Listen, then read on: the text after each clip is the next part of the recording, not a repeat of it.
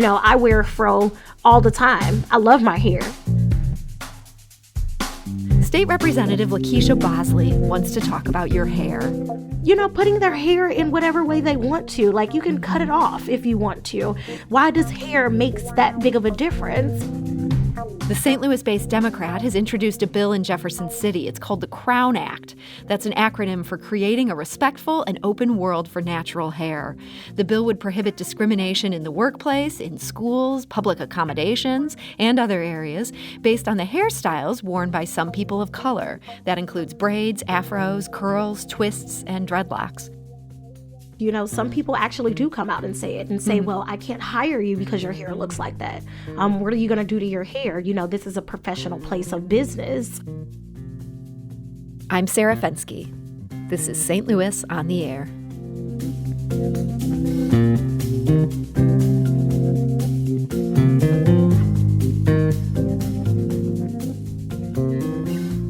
And before we move on, I want to remind you that the biggest source of St. Louis Public Radio's funding comes from listeners like you.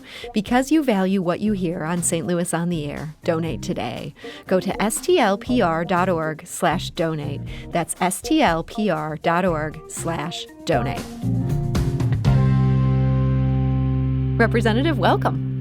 Well, thank you. I'm so happy to be here. I appreciate it, to have the conversation. A lot of times we don't get to have these conversations, but thank you for giving me the platform to talk about it. Yeah, I appreciate you bringing this up. Tell us about this Crown Act. How big an issue is discrimination against natural hair? It's a very big issue. This is a national movement. This is not something that is just here in Missouri. It's all over the country. When you Google natural hair discrimination, you find a lot of different stories that come up about 12-year-olds and 3-year-olds and 4 and 5-year-olds who have been discriminated against in educational institutions. There was a girl in Louisiana who could not go to school. They banned her from a Catholic school. This is a Christian Catholic school, because of her natural hair, because she had braids. A young boy who was a wrestler, he had to cut his locks on the mat during a wrestling match or be forced to forfeit. And when we have these types of situations happen, you're pretty much demonizing people for just being who they are, naturally just being them and representing their culture, or just putting their hair in whatever way they want to. Like, you can cut it off if you want to. Why does hair makes that big of a difference? It's especially a great in education. Yeah, why would teachers care about this? Do you have any sense what the root of the passion around this issue for people who'd want to tamp down this hair? Yeah, I mean, let's think about it in a broader sense. You're worried about hair. Now you're pretty much disenfranchising this child from learning. Mm-hmm. Like, they can't learn just because they are just being. Like, what sense in I don't know in anybody else if they feel a certain way in hearing that. I can't learn because I was created this way. Mm-hmm. And this is what my hair naturally does. Here I am. And they're saying that's not good enough. Go away. Exactly. It's a way to make young girls and boys of color to feel like they have to conform to society's ideas of what is beautiful and what is acceptable. I think that is problematic because society should tell us, and it has told us, that we can be whatever we want if you're white.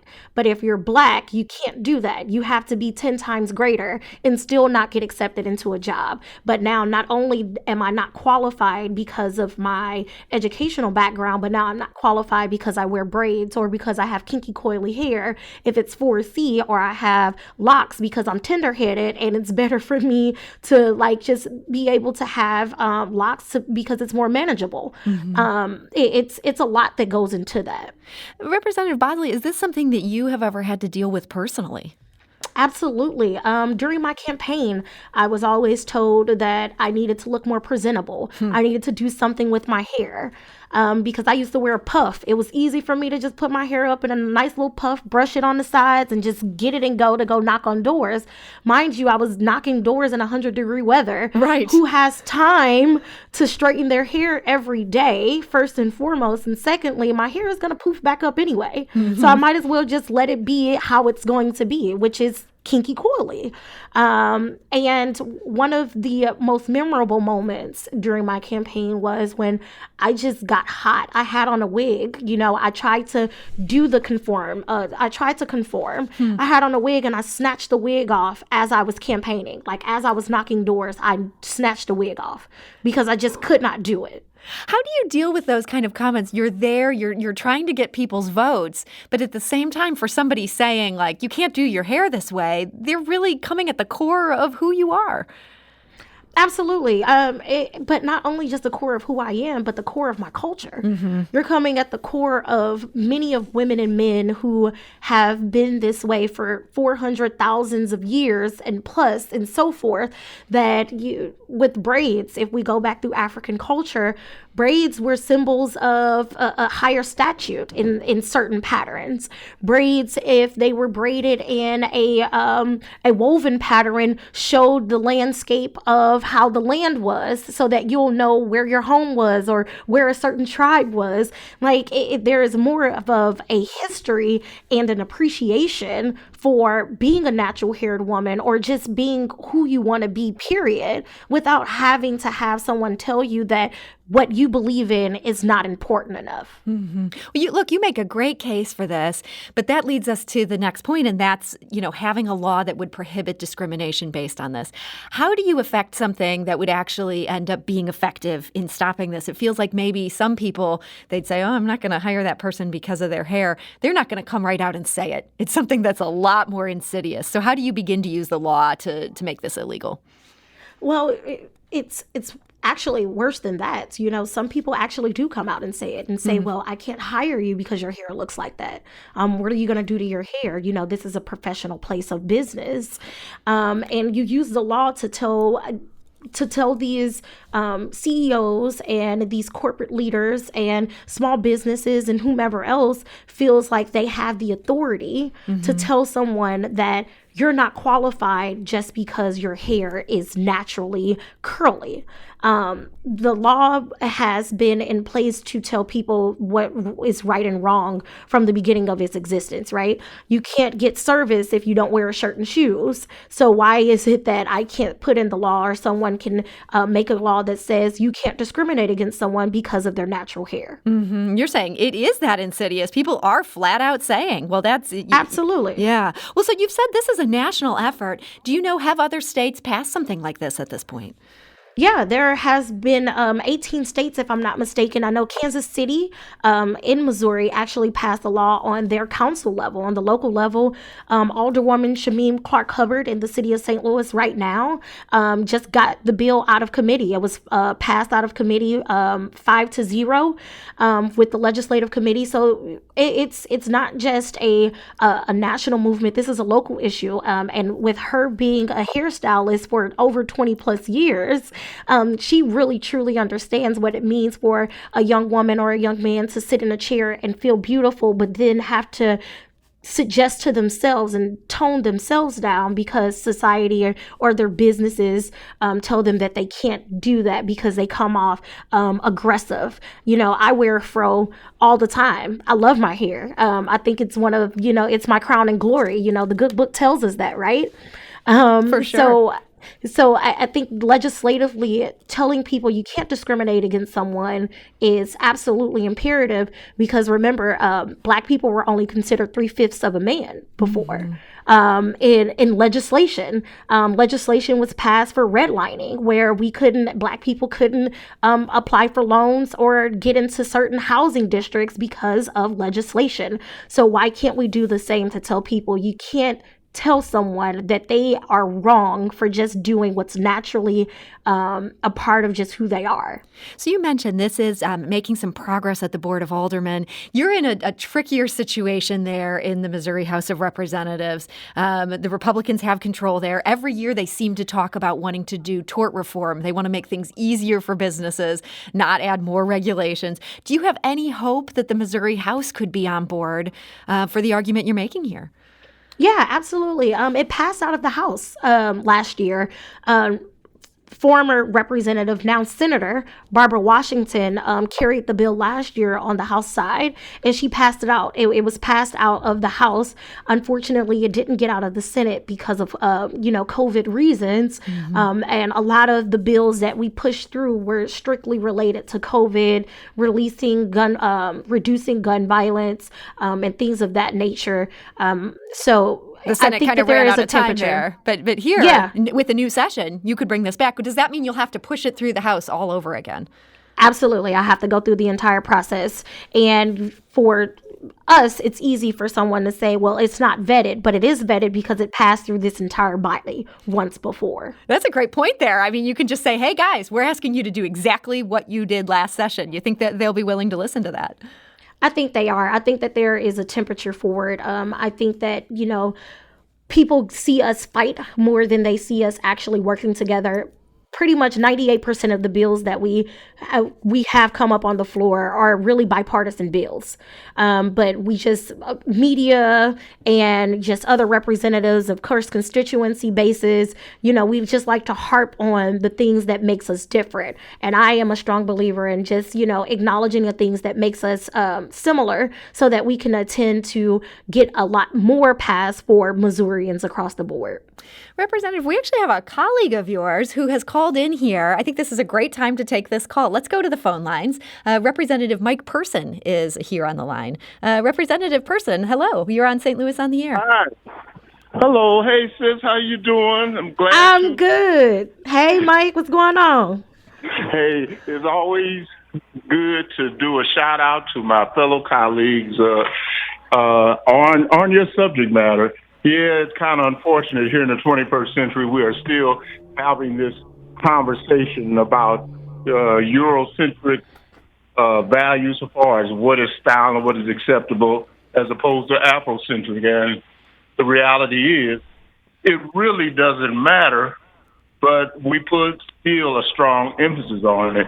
And it has an intrinsic impact on African-American ladies, because they feel that somehow there's something inadequate about the way their hair grows naturally. So I'm just glad to hear that you are addressing something that at this day and age we shouldn't have to still be addressing. But we are, and you're on it, and it's good to hear from you, sis. I will see you soon in Jeff City. I appreciate you for saying that.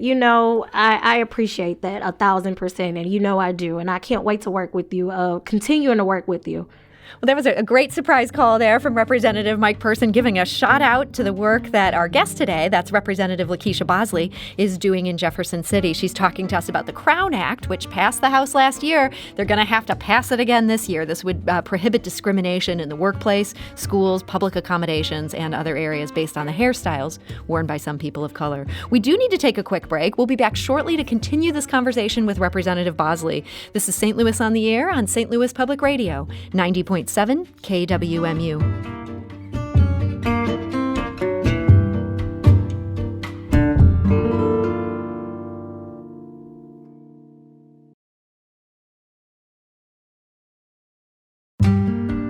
And now back to our conversation. We're joined today by State Representative LaKeySha Bosley, who's working on some big things in Jefferson City. And Representative, it's worth noting you're beginning your second term this month.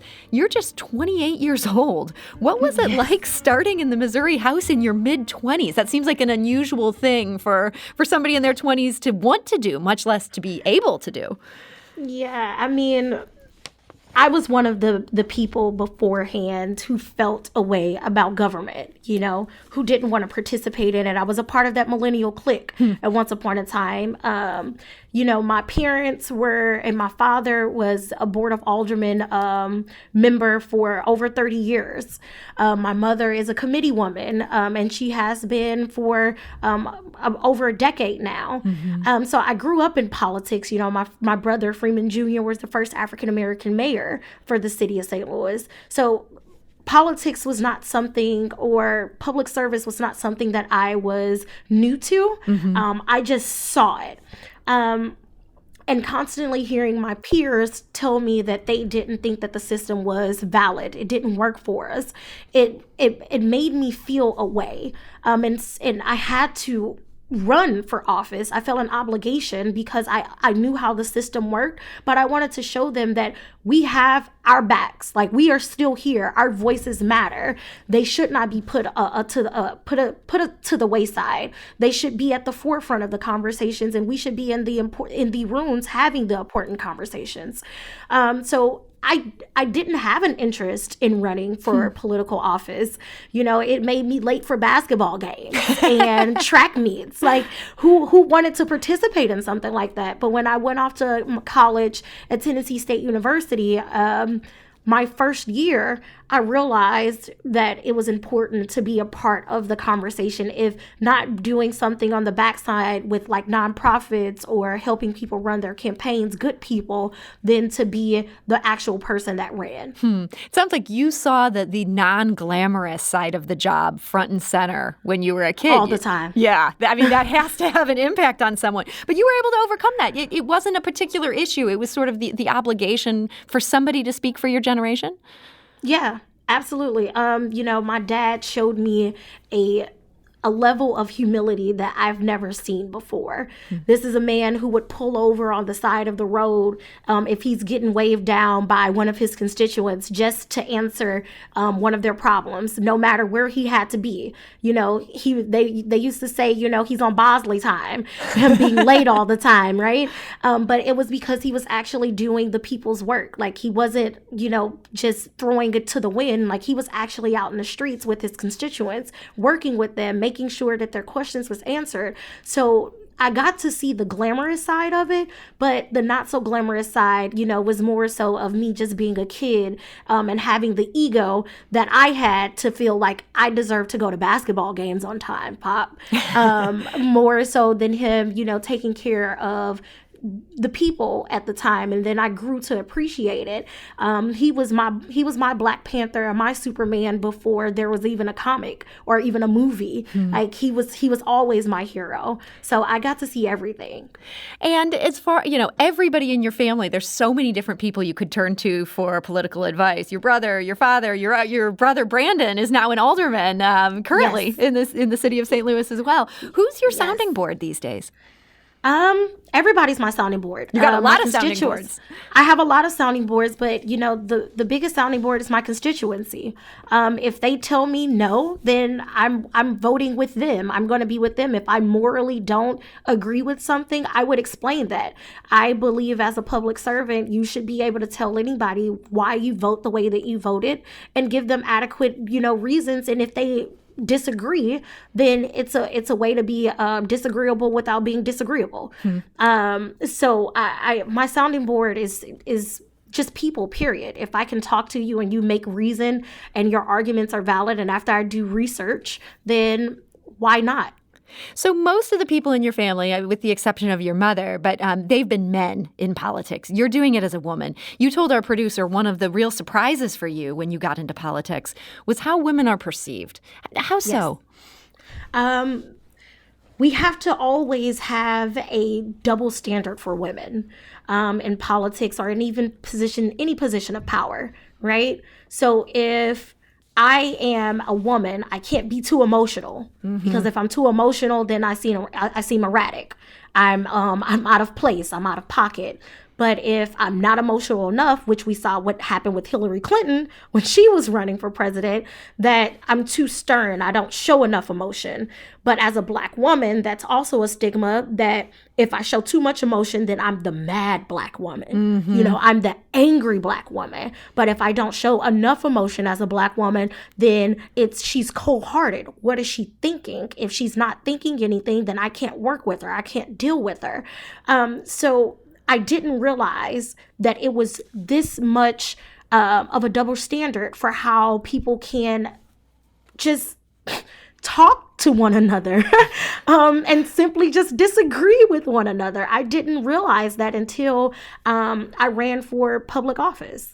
So now that you're a seasoned old pro at 28, do you feel like you're finding that right balance, or do you not even care about that right balance? You're going to be you? I think that it's important for us to just be us. I am passionate about criminal justice reform. I'm passionate about discrimination against natural hair. I'm passionate about all of these things. Why can't I show that passion? Yes, I can take the approach of just relaying the information, which is always it. But if you've ever found any public speaker, an effective public speaker, they have octaves in their voices. They actually relay a story. They tell you the truth with how they sound. So why can't I do the same thing? So, I care, but I really don't. Good for you. I want to bring it back. You mentioned the Crown Act there again, and we did have a caller who called in. We don't have time to take this call, but I do want to raise this issue that he raised because I imagine he might be speaking for others who are worried about this as well, and I'd love to give you a chance to respond to this. This is Saul, who called from Washington, Missouri. He says he's a restaurant owner. He has concerns about businesses not being able to regulate hairstyles as it relates to food preparation and health and safety. And Representative Bosley, I'd love to hear your response to that concern. I understand that, but we have nets. In any food industry, they tell you have to wear a net on your head, right? Mm-hmm. If you have locks, your locks are long, but you still have a net that's long enough to conceal and obtain those locks. And some people wear double the nets to be able to, catch any of those follicles that could potentially fall into the food. It's not about a regulation of that. And that is more so for your local level than it is on the state level. This bill actually bans discrimination in educational institutions, which is what the state has control over. However, I disagree that you have to conform in a way to make the safety regulations because we already have things in place to do that. Okay. Well, I think that's a great answer there. I hope Saul was able to hear that. And just hearing you talk, and man, you are fast on your feet. You were ready with that. Do you see politics as your long-term future? You said you were reluctant to get into it. Now that you're in, are you all in? I'm all in because the people are all in. I fight for them. I'm here because they wanted me to be here. If they didn't want me to be here, they wouldn't have never elected me. And that's the approach that I take. I am here for as long as the people want me to be here. As long as they want me to continue to advocate and have a voice and step up to the plate, then I will do that. I'm also, very comfortable in just being a state representative right now. We see people want to climb the political ladder a lot, with their sights on something else. But if you have your sights on something else, then you're not focusing what's directly in front of you. So let's focus on what we can change right now, and me being a state representative. And, if the people want me to do anything further, I will. But right now, I'm just comfortable being a state rep. Well, State Representative LaKeySha Bosley, I want to thank you so much for joining us today. No, thank you for having me, and I appreciate you, as I said before, giving me the platform to talk about these things. I sometimes it just gets dismissed, so I appreciate you for allowing us to have this space. Well, and I appreciate you working on this issue. This has just been good for us to hear about, and people who have questions, turns out you have answers for those questions, and so it's great to get this discussion in. And we do want to say to our listeners, if today's conversation about black hair discrimination resonated with you, you might be interested in a discussion we're going to host in early February. New research by the Journal of American Academy of Dermatology says doctors have noticed a 400% increase in hair shedding among people of color. And on February 4th, I'll talk with Aubra McField. She's the CEO and founder of Abracadabra Hair and Healing. She'll explain how stress from the pandemic and racial injustice has led to an increase in hair loss within the black community, and what all of us can do to mitigate hair loss caused by stress. So we want to hear from you. Have you experienced hair loss in the past year? Tell us about your experience, and you can also send us your questions. To do that, you can email talk@stlpublicradio.org, or you can call and leave us a voicemail. We have a dedicated line for that. No one will pick up. You can just leave your message. It's 314-516-6397. That's 314-516-NEWS.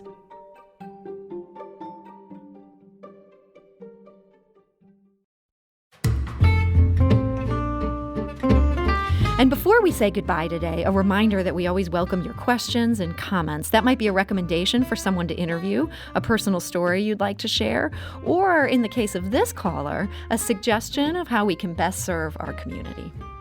This is Barb Anderson. I live in Southwest City, and in listening to all the updates via commercial radio and television as well as KWMU, I am struck by the idea that contact information and update information on the COVID-19 vaccines never includes a way to call on by phone. Part of my frustration with this is that it always leaves out a group of people who don't have either, and it's often the poor people or older people. And no wonder they're at the end of the line when it comes to getting any kind of benefits. So thank you to Barb Anderson for bringing this issue to our attention. And if you're a resident of St. Louis City and you would prefer to schedule a COVID-19 vaccine appointment by phone, you should call the city's health department hotline. Get your pen and paper ready because Barb has that number for you. The number is 657-1499, the City Health Department's COVID hotline, 657-1499. And that is 314-657-1499. Now, if you learned something new from today's residents, episode, consider leaving us a review and rating on Apple Podcasts on the App Store. It's the easiest way to help people discover our show. We appreciate it. Illinois residents can reach that state's hotline at 1-800-889-3931. That's 1-800-889-3931. Now, suffice to say, getting a vaccine is likely to be a whole different hurdle even after you call these numbers. But those are the numbers to sign up. And again, we want to say thank you to Barb for putting that issue on our radar and also pointing us towards those numbers. This is St. Louis on the Air on St. Louis Public Radio, 90.7 KWMU.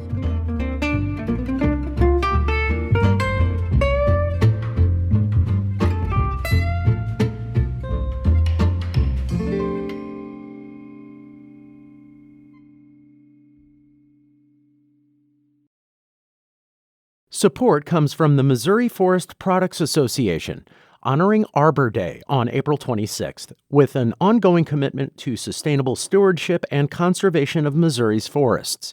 ChooseWood.com.